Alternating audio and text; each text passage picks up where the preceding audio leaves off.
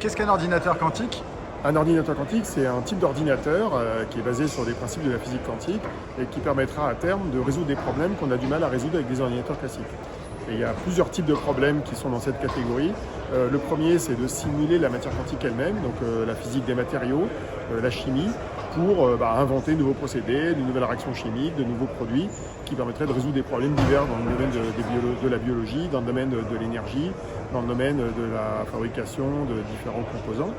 Le deuxième domaine, c'est l'optimisation, c'est-à-dire la résolution des problèmes d'optimisation combinatoire, où on a des attentes là-dessus, même si pour l'instant la recherche académique sur le sujet n'a pas été très prolixe en algorithmes adaptés. On a aussi le domaine du machine learning quantique qui potentiellement pourra apporter de la valeur, et là aussi c'est un domaine de recherche actif qui n'a pas encore abouti forcément.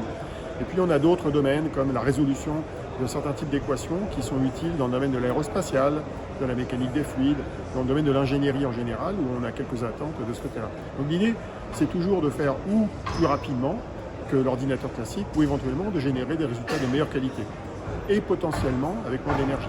Aujourd'hui, vous avez participé justement à une conférence sur le rapport entre IA et quantique.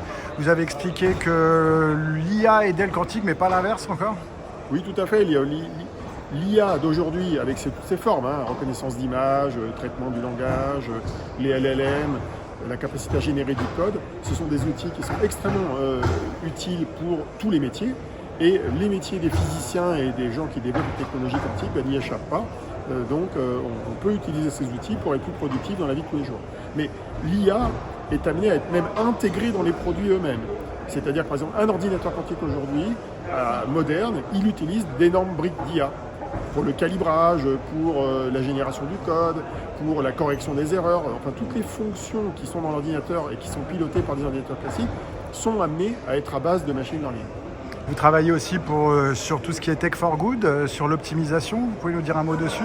Oui, alors je suis cofondateur de la Quantum Energy Initiative, qui est un regroupement d'académiques et de scientifiques des industries qui s'intéressent à l'empreinte environnementale des technologies quantiques, ou existantes ou à venir, et qui se posent la question dès maintenant de faire en sorte de créer des technologies qui soient, on va dire, éco-responsables. Alors c'est plus facile à dire qu'à faire, c'est compliqué.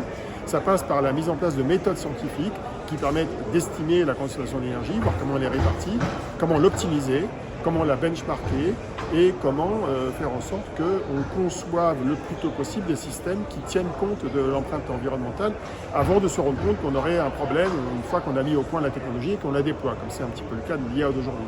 Donc c'est une initiative qui vise à préempter le problème le plus tôt possible.